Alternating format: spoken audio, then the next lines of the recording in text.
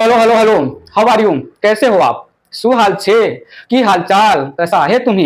कैसे बा? ठीक बा? मैं आपका अपना बॉटनी प्रोफेसर अर्जुन एकेडमी में आपका शानदार जोरदार जबरदस्त स्वागत करता हूं। उम्मीद करता हूं आप मेंटली और फिजिकली हेल्दी होंगे। सो बॉटनी की जर्नी आगे बढ़ाते हैं। प्रीवियस लेक्चर में हमने डिस्कवरी ऑफ सेल की बातें की थी। डिस्कवरी ऑफ सेल वाले लेक्चर में मैं आपसे ta-ta bye bye take care नहीं बोल पाया था, थोड़ा ऑडियो का प्रॉब्लम आ गया था। सो प्रीवियस लेक्चर में हमने रॉबर्ट हुक के लैंग्वेज में, एंटोन वॉन ल्यूवेनहॉक के लैंग्वेज में और रॉबर्ट ब्राउन के लैंग्वेज में discovery of cell, living cell और डिस्कवरी ऑफ न्यूक्लियस की बातें कंप्लीट की थी। वहीं से बात आगे बढ़ाते हैं। नया नया ताजा ताजा 1665 में रॉबर्ट हुक ने cork of Spanish oak tree में सेल का डिस्कवरी किया। कुछ आसपास 1674 में एंटोन वॉन ल्यूवेनहॉक ने living cells in the form of RBC, protozoans, sperm cell, bacteria के नाम पर लिविंग सेल डिस्कवर किया। मार्केट में नया नया ताजा ताजा सेल नाम की कोई चीज होती है, ऐसा आया। और आपको तो पता है मार्केट में कोई नई नई चीजें आती है तो लोग बातें करने लगते हैं उसके बारे में। जैसे जो है कोरोना आया था मार्केट में तो लोग जो है यहां वहां की बातें करने लगे, कोरोना ये है, कोरोना वो है, ये कोरोना वो कोरोना। वैसे ही जब 1665 में रॉबर्ट हुक ने जो है दुनिया को सेल के बारे में कुछ बताया तो लगे साइंटिस्ट यहां वहां जहां तहां कहां कहां की बातें करने कि सेल ऐसा है, सेल वैसा है, सेल ये होता है, सेल वो होता है, सेल इन कंपोनेंट का बना होता है, सेल ऐसे काम करता है। So for the explanation of cell different scientist ने जो स्टेटमेंट्स दिए उन स्टेटमेंट्स को हम कलेक्टिवली सेल थियरी नाम देते हैं। मेरा नेक्स्ट हेडिंग है सेल थियरी। बात आगे बढ़ाते हैं, समझिएगा प्लीज। सेल थियरी को डिफाइन किया by saying that statements given by different scientists for the explanation of cell, that is cell theory। और जो सबसे ज्यादा famous widely accepted cell theory था that was given by MJ Schleiden and Theodor Schwann. MJ Schleiden और Theodor स्वान scientist के नाम वगैरह को अलग अलग लोग अलग अलग तरीके से जो है प्रोनाउंसिएट करते हैं। So my pronunciation is my pronunciation, none of your pronunciation. अगर प्रोनाउंसिएशन अच्छा लगे तो you can catch the pronunciation. मैंने क्या बोला यहां पर? Statements given by scientist for explanation of cell।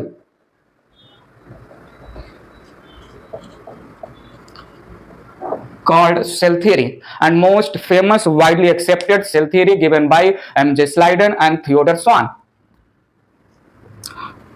most famous and widely accepted cell theory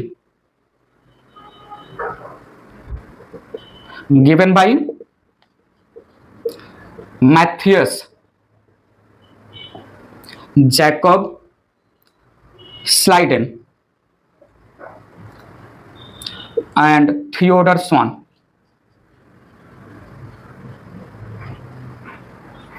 MJ Schleiden, Matthias Jacob Schleiden पूरा नाम साइंटिस्ट का कभी कभी क्वेश्चन में पूछ लेते हैं। एमजे स्लाइडन का फुल फॉर्म में उनका नाम क्या है? तो Matthias Jacob Schleiden and Theodor Schwann, T Schwann भी नाम देते हैं, थियोडर स्वान नाम याद रखिएगा। मैथियस जैकब स्लाइडन ये एक जर्मन बॉटनिस्ट थे और इन्होंने बहुत सारे डिफरेंट प्लांट सेल पर काम किया। वेयरएज थियोडर स्वान ये ब्रिटिश जूलॉजिस्ट थे, इन्होंने बहुत सारे डिफरेंट एनिमल सेल पर काम किया और सेल को दोनों ने मिलके डिफाइन किया in the form of cell theory. So यहां पर एमजे स्लाइडन ये जर्मन बॉटनिस्ट हैं, worked on different plant cell, worked on different plant cells। और दूसरे हैं थियोडर स्वान, ये ब्रिटिश जूलॉजिस्ट हैं, he worked on different animal cells।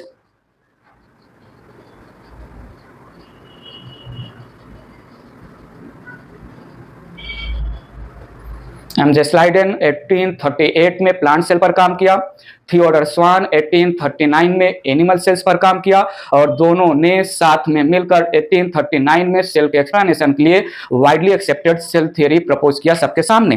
ठीक है, यहां तक की बातें क्लियर है। हाँ, एक ट्रिक देना चाहूंगा, cell theory, widely accepted cell theory given by MJ Schleiden and Theodor Schwann, ऐसे ही लिखा जाता है, ऐसे बोला जाता है। ऐसा नहीं है कि एमजे स्लाइडेन थियोडर स्वान में स्लाइडेन पहले नाम लिया जाएगा, थियोडर स्वान बाद में, आप जो है थियोडर स्वान और स्लाइडेन भी बोल सकते हैं। बट फ्लो में अगर आपके माइंड के बैकग्राउंड में ये फीड हो गया है कि एमजे स्लाइडेन थियोडर स्वान ने सेल थ्योरी दिया, स्लाइडेन का नाम आप पहले ले रहे हो, स्वान का नाम आप बाद में ले रहे हो, तो एबीसीडी में बी पहले आता है और जेड बाद में आता है, एबीसीडी डॉट डॉट जेड में बी पहले आता है, जेड बाद में आता है।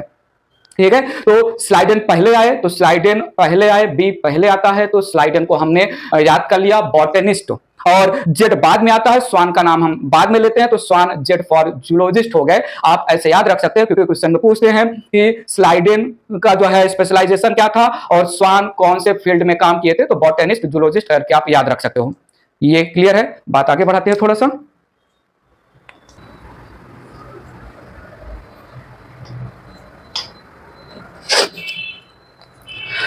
एमजे स्लाइडेन 1838 और थियोडर स्वान 1839।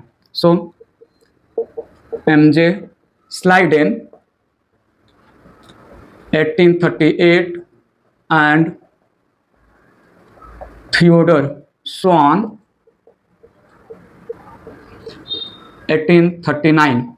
1838 में प्लांट सेल पर स्लाइडेन ने काम कर रहे थे, 1839 में एनिमल सेल पर जो है स्वान काम कर रहे थे, एंड दोनों टुगेदर अपने स्टेटमेंट्स को रिलेटेड टू सेल जो है मैचअप किया और जो है कंबाइन किया, and both scientist together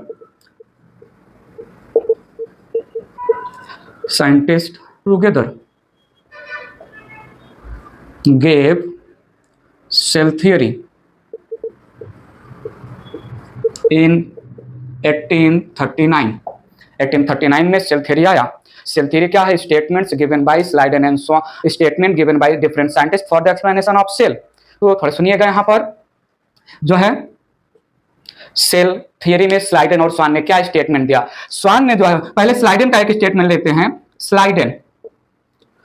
Schleiden ने बोला while working on different plant cell that plant cells या plant body it is made up of different plant cells, और ये plant cells collectively plant tissue form करते हैं। सो Schleiden ने plant के बारे में क्या बोला कि plant body made up of different plant cell,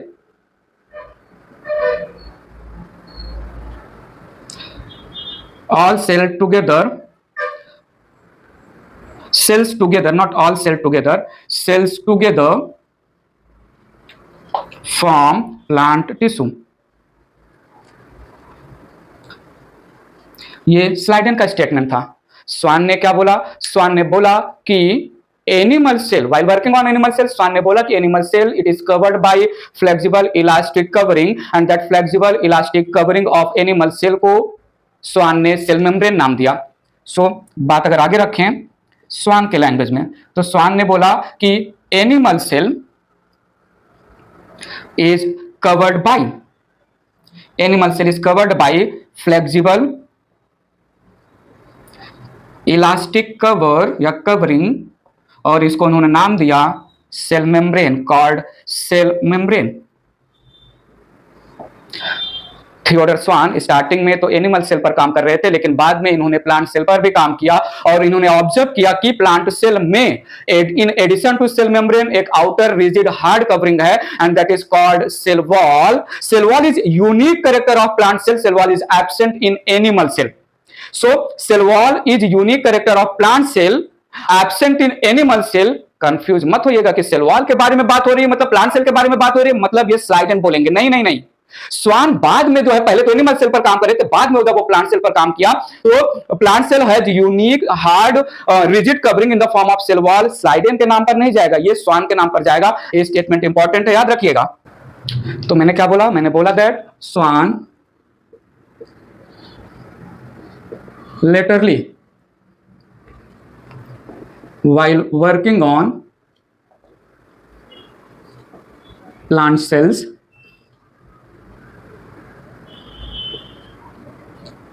observed that plant cell has rigid hard outer covering in addition to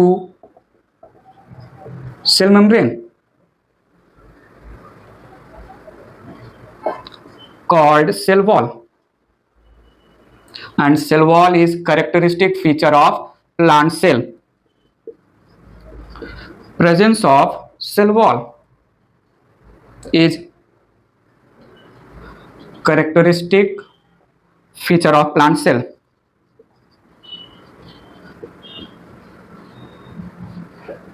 Absent in animal cell.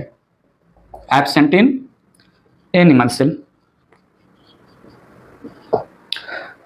Animal cell covered by flexible elastic cell membrane. Plant cell का outer covering in addition to cell membrane, outer covering को cell wall बोला। ये दोनों statement स्वान ने दिए। Schleiden जब plant cell पर काम कर रहे थे तो उन्होंने देखा कि plant body made up of different type of cells और different type of cells they are assembled in the form of plant tissue. Schleiden and Schwann का जो थ्योरी था, उस थ्योरी में स्लाइडेन एंड स्वान ने क्या स्टेटमेंट दिया, थोड़ा स्टेटमेंट के बारे में बात कर लेते हैं। ये तो जो है स्लाइडेन एंड स्वान का उस हाईलाइटिंग पॉइंट था। बात आगे बढ़ाते हैं। सेल थ्योरी के स्टेटमेंट्स की बात कर लेते हैं यहां पर।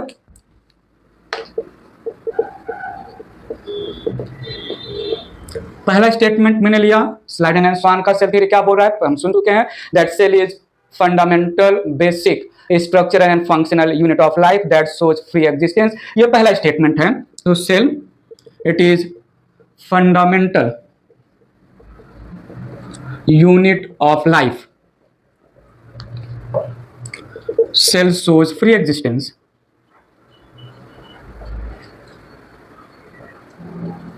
जैसे ही मैं फंडामेंटल बोलूं स्ट्रक्चरल और फंक्शनल उसमें इंक्लूडेड है, तो फंडामेंटल का मतलब structural and functional unit of life that shows free existence, पहला स्टेटमेंट था।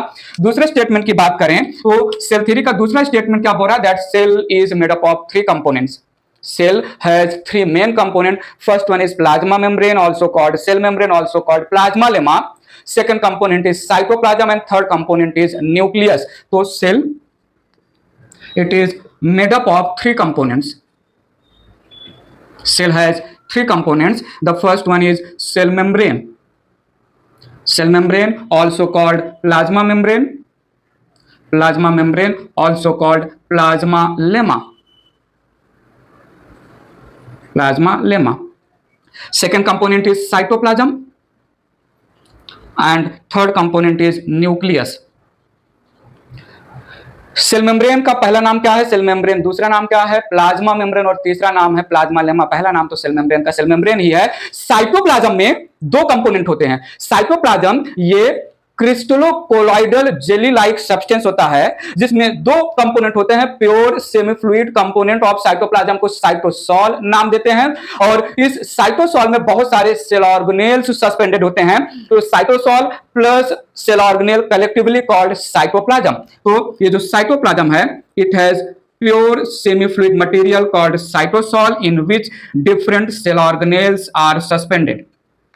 ठीक है, ये साइटोप्लाज्म, न्यूक्लियस, सेल मेम्ब्रेन। जब मैं यूकैरियोटिक सेल का डिटेल जो है एक्सप्लेनेशन करूंगा तो वहां पर ये सारे टर्म्स मैं आपको डिटेल में समझाऊंगा। अभी जस्ट जो ओवरव्यू ले रहा हूं। Cytoplasm and nucleus, cytoplasm and nucleus together called protoplasm, together called protoplasm. Cytoplasm क्या है, प्रोटोप्लाज्म क्या है, न्यूक्लियस, सेल ऑर्गेनेल, कितने अलग अलग टाइप के सेल ऑर्गेनेल होंगे, सारी बातें होंगी। तो cell it is made up of three component, cell membrane, cytoplasm, nucleus. या इन जनरल जो है मैं साइटोप्लाज्म और न्यूक्लियस को कलेक्टिवली प्रोटोप्लाज्म बोल सकता हूं। तो मैं ये भी बोल सकता हूं कि सेल के पास दो मेन कंपोनेंट है, एक सेल की कवरिंग जिसको हम बोलते हैं सेल मेम्ब्रेन, और सेल मेम्ब्रेन के अंदर जो कुछ भी प्रेजेंट है उसको हम प्रोटोप्लाज्म नाम देंगे।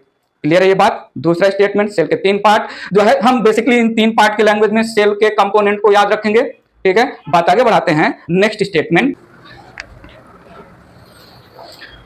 सेल थ्योरी में नेक्स्ट स्टेटमेंट लिया मैंने। नेक्स्ट स्टेटमेंट बोल रहा हूं मैं that plants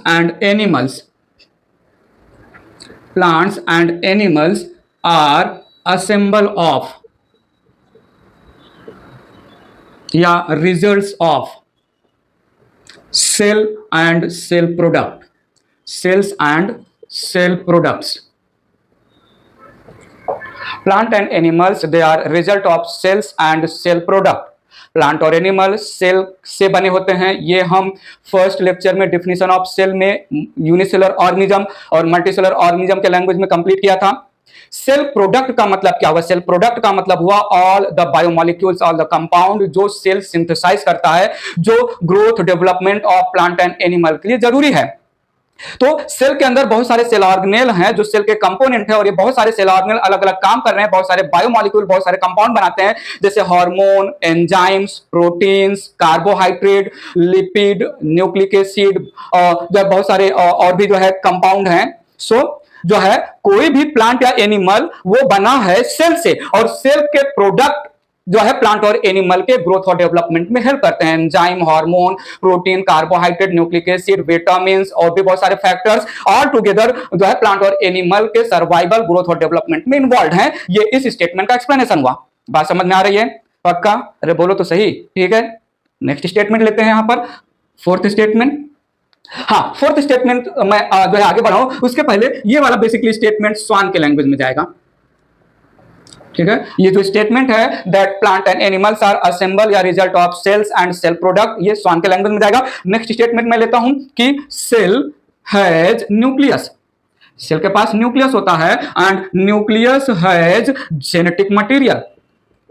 genetic material, cell के पास होता है, न्यूक्लियस के पास होता है genetic material in the form of DNA, और this DNA deoxyribonucleic acid. DNA एक बायोमोलिक्यूल है, डीएनए एक टाइप का न्यूक्लिक एसिड है जो न्यूक्लियस में प्रेजेंट होता है। डीएनए के बारे में बायोमोलिक्यूल चैप्टर में जी भर के बातें होंगी, और 12th में मॉलिक्यूलर बेसिस ऑफ इनहेरिटेंस एक चैप्टर आएगा। 12th में डीएनए के बारे में बहुत सारी बातें मैं करूंगा। वेल, यहां पर DNA it express the character, it express the characters of organism, characters of organisms, and also inherit characters from one generation to next generation, from parent या pre-existing organism to offspring या progenies। DNA ही वो genetic material है जो किसी भी organism के character को represent करता है, एक्सप्रेस करता है, और वाया डीएनए ही प्री एग्जिस्टिंग ऑर्गेनिज्म के कैरेक्टर न्यू इंडिविजुअल या इन द प्रोजेनी इनहेरिट होता है। मेंडल, ग्रेगर जॉन मेंडल, शायद नाम सुना होगा आप लोगों ने 9th और 10th में, जिन्होंने पी प्लांट पर काम किया था और इनहेरिटेंस ऑफ कैरेक्टर एक्सप्लेन किया था। ये भी चैप्टर जो है कैसे डीएनए क्या है, ये मॉलिक्यूलर बेसिस ऑफ इनहेरिटेंस वाले चैप्टर में हम स्टडी करेंगे। डीएनए कैरेक्टर कैसे एक्सप्रेस करता है, और डीएनए कैसे जो है कैरेक्टर को from one generation to next generation pass on करता है, इसकी भी बातें मेंडल वाले चैप्टर में होंगी। मेंडल का चैप्टर जो है 12th स्टैंडर्ड में आएगा। सो ये एक जो है सेल थ्योरी का स्टेटमेंट हुआ। नेक्स्ट स्टेटमेंट बहुत इंपॉर्टेंट है, लॉजिकल स्टेटमेंट है, तो ध्यान से सुनिएगा। नहीं, ध्यान से मत सुनो। अरे नहीं, आप ध्यान से सुन ही नहीं सकते। एक्चुअली ध्यान नाम का ऑर्गन तो है ही नहीं बॉडी में ना, तो ध्यान से कैसे सुनेंगे? थोड़ा कान से सुनिएगा। नेक्स्ट स्टेटमेंट में रखने वाला हूं,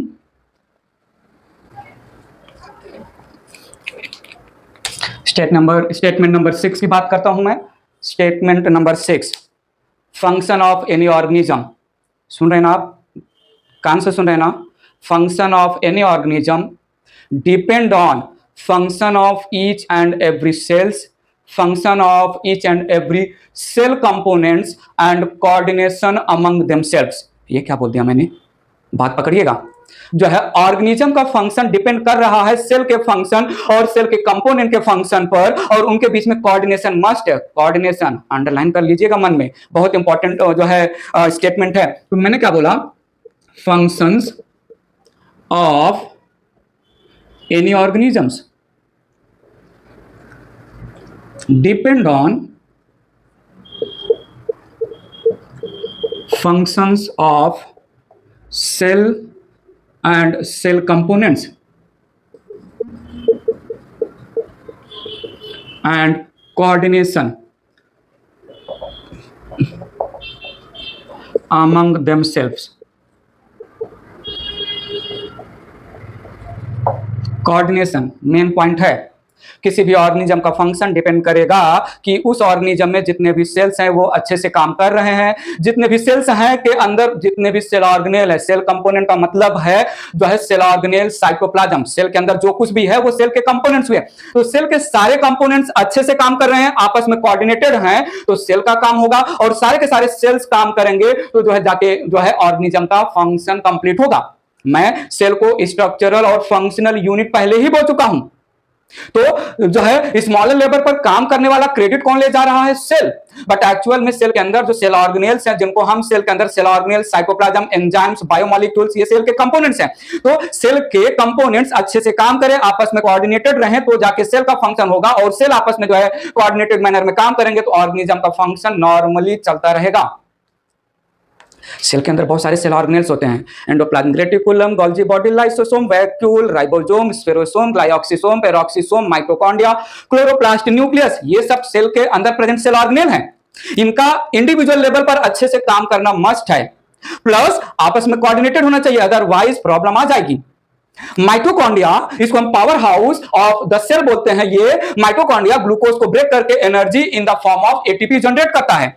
माइटोकॉन्ड्रिया सेल के अंदर अच्छे से काम कर रहा है, रेस्पिरेशन प्रोसेस के थ्रू ग्लूकोज को ब्रेक करके एनर्जी प्रोड्यूस कर रहा है। लेकिन माइटोकॉन्ड्रिया वो बोले कि my ATP is my ATP, none of others ATP, और माइटोकॉन्ड्रिया अपने अंदर आजू बाजू के जो और सेल ऑर्गेनेल हैं उनको एटीपी प्रोवाइड ना करे तो क्या बाकी के सेल ऑर्गेनेल अपना प्रोसेस कर पाएंगे? हर एक सेल ऑर्गेनेल को अपना फंक्शन परफॉर्म करने के लिए एनर्जी चाहिए। और माइटोकॉन्ड्रिया वो बोले कि मैं बाकी लोगों से मेरा कोई मतलब नहीं, मैं अपने में ही जो है एटीपी बनाऊंगा, मेरा एटीपी है, मैं बाकियों को नहीं दूंगा, तो क्या फंक्शन अच्छे से चलेगा? नहीं चलेगा ना। नहीं, मतलब प्लांट सेल में क्लोरोप्लास्ट है।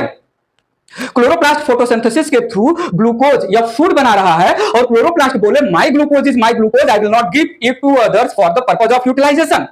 बताओ तो सही, क्या सेल का फंक्शन अच्छे से चलेगा? Endoplasmic reticulum, Golgi body, lysosome, nucleus, ये सारे इंडिविजुअल लेवल पर काम करे अपना, बट अगर कोऑर्डिनेशन ना हो इनके बीच में, समझ में आ रहा है ना? बात पकड़ पा रहे हो ना? नहीं, यहां फिंगर से लेके ब्रेन तक मैं मान रहा हूं 10 न्यूरॉन्स हैं, नर्व सेल्स हैं। गरम गरम तवे पे उंगली रखा, पेन हो रहा है, तवा गर्म है, इसका जो है सेंसेशन पहले न्यूरॉन को गया, और पहले न्यूरॉन ने बाकी न्यूरॉन के साथ कोऑर्डिनेशन किया ही नहीं। बताओ तो सही क्या होगा? उंगली तो गए हो, उंगली की तो वाट लग जाएगी ना। तो सेल के कंपोनेंट काम करे, इंडिविजुअली कोऑर्डिनेटेड रहे आपस में, तो सेल का काम होगा। और जितने भी बॉडी में सेल हैं ये सब आपस में कोऑर्डिनेटेड होके काम करेंगे, तभी ऑर्गेनिज्म का फाइनल फंक्शन कंप्लीट होगा। बात पकड़ पा रहे हो ना?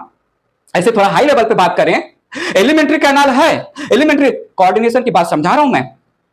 एलिमेंट्री कैनाल नहीं, इसको ऐसा जो है समझते हैं, मार्केट में हम जा रहे थे, घूम रहे थे, आप भी थोड़ा इमेजिन तो करो, आप भी मार्केट में घूम सकते हो, मैं ही क्यों घूमूं अकेले। तो मार्केट में घूम रहे थे, अचानक से गुलाब जामुन, रसगुल्ला हमें मार्केट में दिखा, समोसा दिखा, लालच आहा लपलप आया, जीभ ने लालच आहा लपलप किया, सिग्नल गया ब्रेन को, और ब्रेन अब सिग्नल भेजेगा हाथ को कि गुलाब जामुन समोसे पिकअप करो। लेकिन अगर हैंड स्ट्राइक पर चला गया, वो ब्रेन से कोऑर्डिनेट नहीं कर पा रहा है, नहीं कर रहा है, तो क्या गुलाब जामुन लालच आहा लपलप के बाद माउथ में आएगा? नहीं। तो टंग ने कोऑर्डिनेट किया ब्रेन को, ब्रेन ने सिग्नल भेजा हैंड को, हैंड ने समोसे को पिक किया, माउथ में रखा, टीथ स्ट्राइक पे चला गया। वो बोला मुझे कोऑर्डिनेशन करना ही नहीं, मैं च्यू नहीं करूंगा। तो क्या समोसा जो है च्यू होगा? ठीक है, टीथ ने च्यू कर लिया। ईसोफेगस बोला कि मैं एंगल्फ नहीं करूंगा, तो क्या बात आगे बढ़ेगी? बात आगे बढ़ भी गई, ईसोफेगस को मना लिया गया, स्टोमक ने बोला मैं फर्दर डाइजेशन नहीं करूंगा। कोऑर्डिनेशन मस्ट है, बिना कोऑर्डिनेशन के किसी भी ऑर्गेनिज्म का फंक्शन नहीं होगा। सेल स्ट्रक्चरल और फंक्शनल यूनिट ऑफ लाइफ है। सेल ही वो स्ट्रक्चर कंपोनेंट है जो स्मॉलर लेवल पर काम करता है। सेल के कंपोनेंट और सेल के बीच में कोऑर्डिनेशन मस्ट है। बात क्लियर है ना? पक्का। बात आगे बढ़ाते हैं। फेल हो गए, स्लाइडेन और स्वान का सेल थ्योरी फेल हो गया।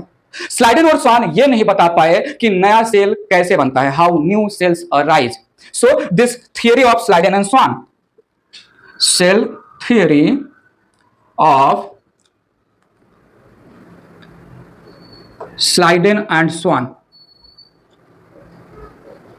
failed to explain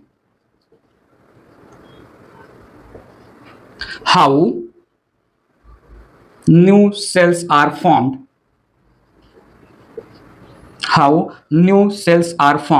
नहीं बता पाए।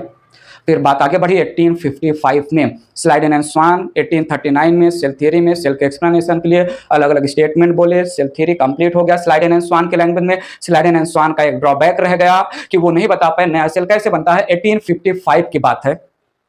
1855 में एक साइंटिस्ट आए, नाम था रुडोल्फ वर्चाउ।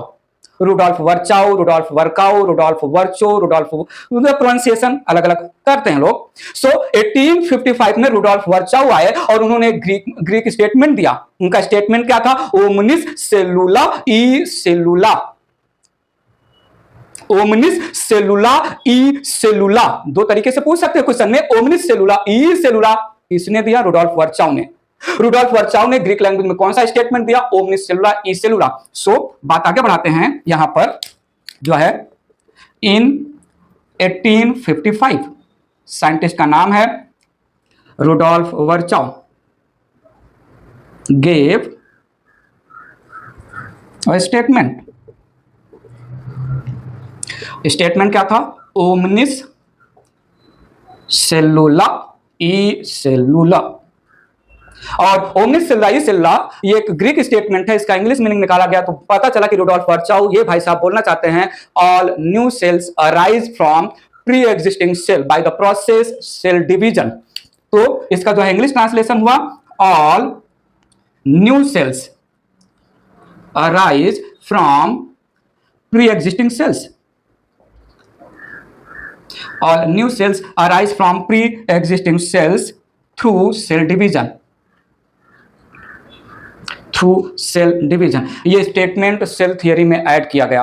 रुडोल्फ वर्चाउ का ये omnis cellula e cellula new cells arise from pre existing cell by the process cell division 1855 में जब बोला गया तो इसको सेल थियरी में इंक्लूड किया गया। सेल थियरी कब आया था? 1839 में। ये स्टेटमेंट कब जो है ऐड हो रहा है? 1855 में। तो क्या मैं बोलूं इस स्टेटमेंट के बाद सेल थियरी को फाइनल शेप मिला। सो रुडोल्फ वर्चाउ ने 1855 में final shape of cell theory दिया। 1855 में जब ये स्टेटमेंट सेल थ्योरी में ऐड किया गया तब सेल थ्योरी को मॉडिफाइड सेल थ्योरी या मॉडर्न सेल थ्योरी नाम दिया गया। बात समझ में आ रहा है? थोड़ा बढ़ते हैं आगे।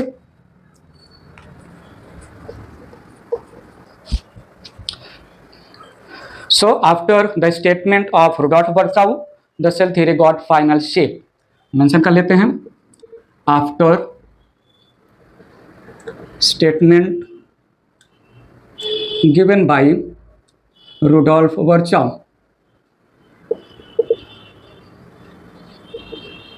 cell theory got final shape.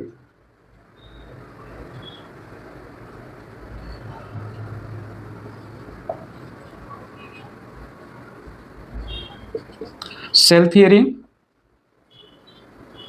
now called modified या modern cell theory, क्या नाम दे रहे हैं? मॉडिफाइड या modern cell theory. Cell theory given by cell theory, widely accepted cell theory given by M.J. Sladen and Theodor Swan in 1839. Final shape of cell theory किसने दिया? Rudolf Virchow ने 1855 में। Modern cell theory या modified cell theory किसने दिया? Modern या modified cell theory again Rudolf Virchow के नाम पर जाएगा। बात समझ में आ रहा है कि नहीं? सेल थ्योरी क्या? Statements given by different scientist, जिसमें स्लाइडेन एंड स्वान का स्टेटमेंट वाइडली एक्सेप्टेड हुआ। स्लाइडेन एंड स्वान ने क्या क्या बातें की, क्या नहीं बता पाए और सेल थ्योरी को कैसे मॉडिफाइड किया गया, यहां पर सेल थ्योरी कंप्लीट हुआ। ठीक है, क्लियर है? पक्का बोलो तो सही। चले आगे, चलते हैं आगे।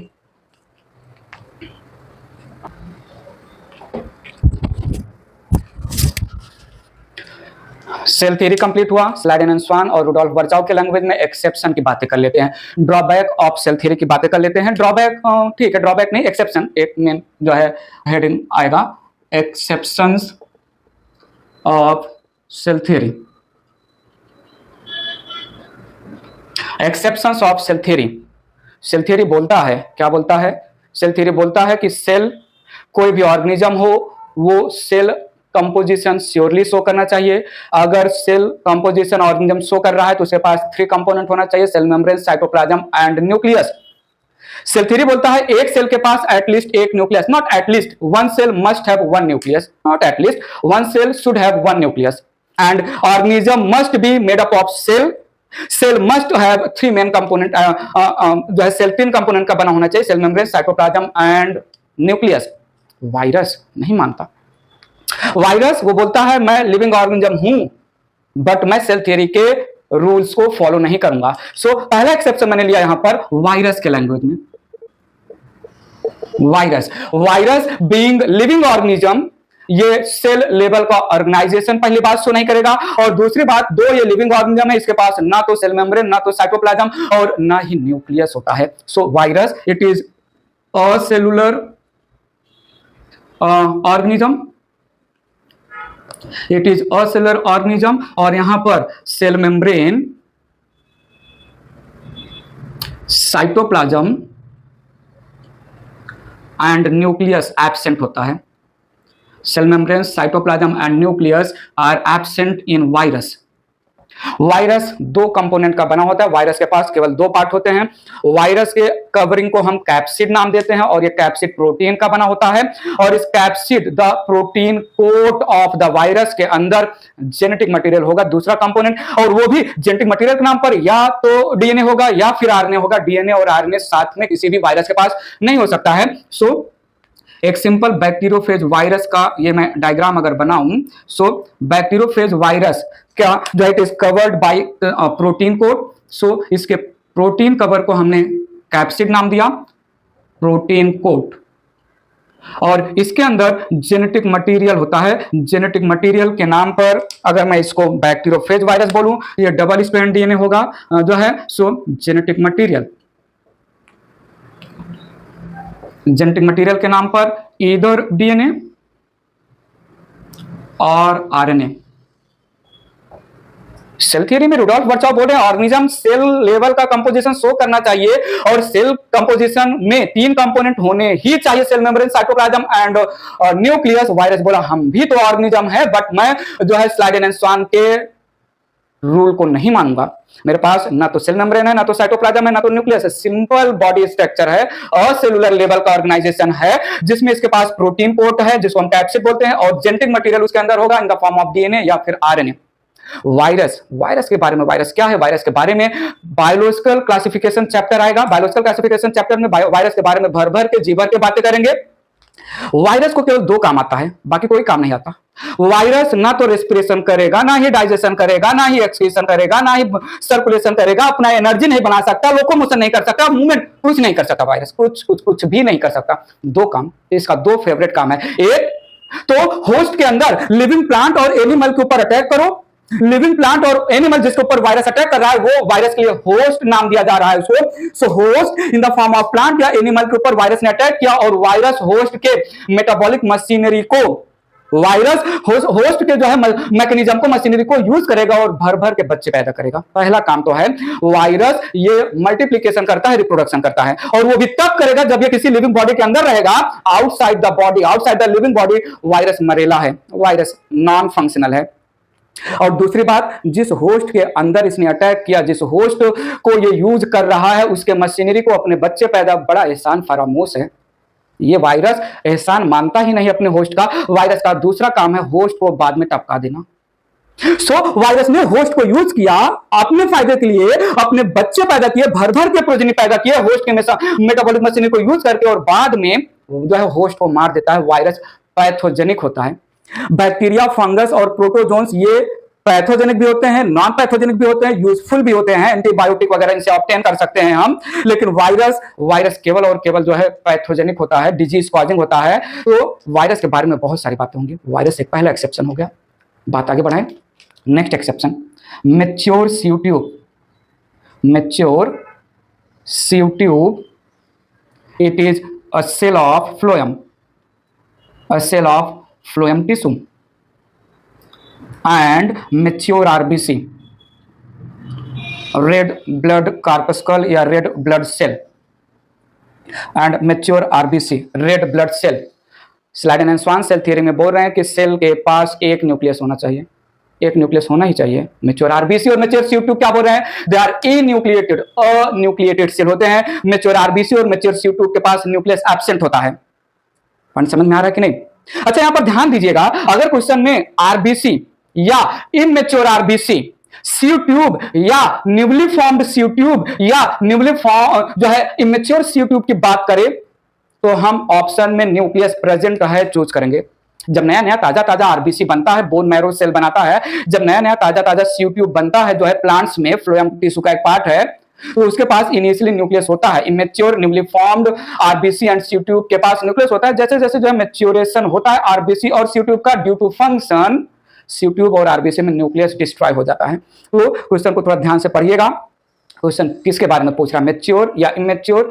वो जो है मैच्योर या न्यूली फॉर्म्ड के बारे में बोल रहा है। So mature RBC and mature sieve tube, they are enucleated cell, they are anucleated cell, nucleus absent, nucleus absent. Phloem आपने सुना होगा, जाइलम फ्लोएम प्लांट में होते हैं। जाइलम वाटर कंडक्ट करता है और फ्लोएम फूड कंडक्ट करता है। ये टिश्यूज होते हैं प्लांट के बॉडी में। जाइलम और फ्लोएम, ये फ्लोएम जो मैंने टर्म यहां पर मेंशन किया, जो सी ट्यूब मेंशन किया, एनाटॉमी ऑफ फ्लावरिंग प्लांट में हम फ्लोएम के बारे में डिटेल में पढ़ने वाले हैं। बस अभी के लिए मैच्योर सी ट्यूब जो कि फ्लोएम का एक सेल है और mature RBC Schleiden and Schwann का सेल थ्योरी नहीं मान रहे हैं। किस रेफरेंस में? एक सेल के पास एक न्यूक्लियस, सेल तो है ये दोनों बट न्यूक्लियस एब्सेंट होता है। समझ में आ रहा है कि नहीं? पक्का? चलते थोड़ा आगे, एक और एक्सेप्शन की बात कर लेते हैं। एक और एक्सेप्शन की बात करते हैं, थोड़ा देखिएगा। थर्ड एक्सेप्शन मैं बात कर रहा हूं, एक यूनिसेलुलर ऑर्गेनिज्म है ओपेलिना, एक फंगस है राइजोपस, एक और यूनिसेलुलर ऑर्गेनिज्म है स्लाइम मोल्ड, ठीक है। एक सेल जनरल टर्म देते हैं सिनोसिटिक सेल, और एक हम सिंसाइटियम सेल जनरल टर्म देते हैं। ओपेलिना ये एक सिंगल सेल ऑर्गेनिज्म है, यूनिसेलुलर एनिमल। राइजोपस ये एक फंजाई है जिसको हम ब्रेड मॉल्ड भी नाम देते हैं।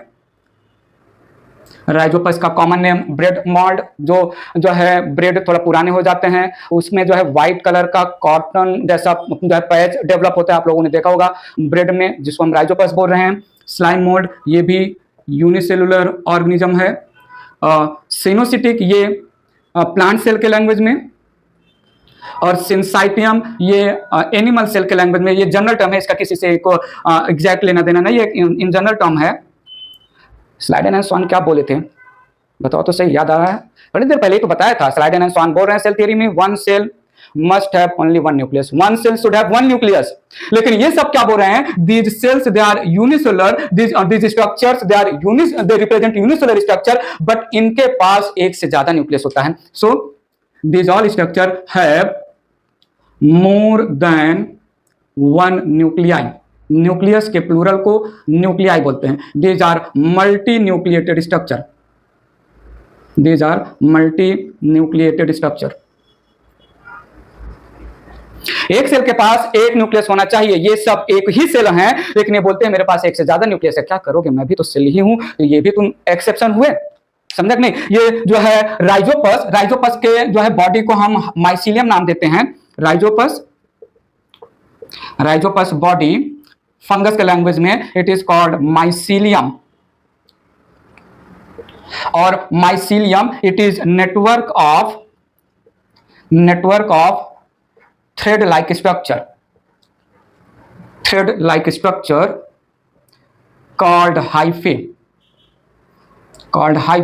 और ये राइजोपस का हाइफे इट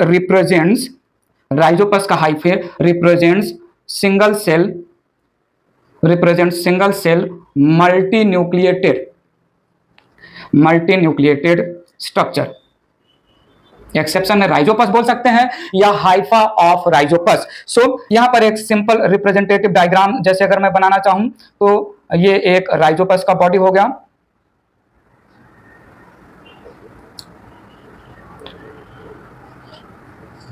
ये एक राइजोपस का बॉडी हो गया।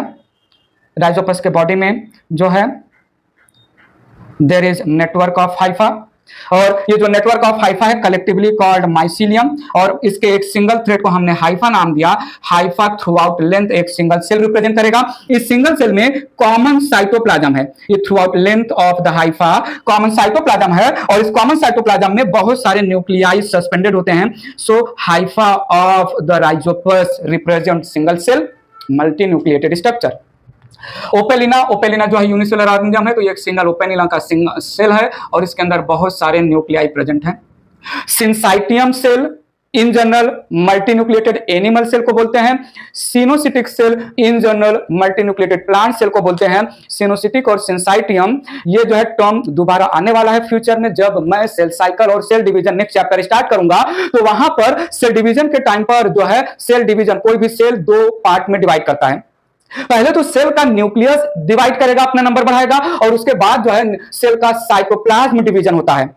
न्यूक्लियस के डिवीजन को कैरियोकाइनेसिस, साइटोप्लाज्म के डिवीजन को साइटोकाइनेसिस बोलते हैं। लेकिन कभी कभी क्या होता है, कभी कभी मेरे दिल में ख्याल आता है, कभी कभी आता है, अभी नहीं आया है तो प्लीज मत पूछना सर जी बताइए तो उसे क्या ख्याल आया। वो कभी कभी आता है। तो कभी कभी जो न्यूक्लियस का डिवीजन है सेल में, it is not followed by cytoplasm का डिवीजन। न्यूक्लियस एक से दो हो गया, लेकिन साइटोप्लाज्म डिवाइड होकर दो सेल नहीं बना पाए। So if karyokinesis will not follow cytokinesis, nucleus increase हुआ, सेल का डिवीजन नहीं हुआ, that results in the formation of coenocytic या सिंसाइटियम सेल। ये बात मैं सेल साइकिल सेल डिवीजन वाले चैप्टर में अच्छे से समझाने वाला हूं, यहां पर बस थोड़ा सा हाईलाइट कर दे रहा हूं। बात क्लियर है। एक्सेप्शन है वायरस, मैच्योर अंडरलाइन सीट्यूब एंड जो है आरबीसी, ये कुछ यूनिसेलर स्ट्रक्चर जो कि मल्टीन्यूक्लिएटेड है। किस लैंग्वेज में सेल थ्योरी के एक्सेप्शन है, बात क्लियर है पक्का।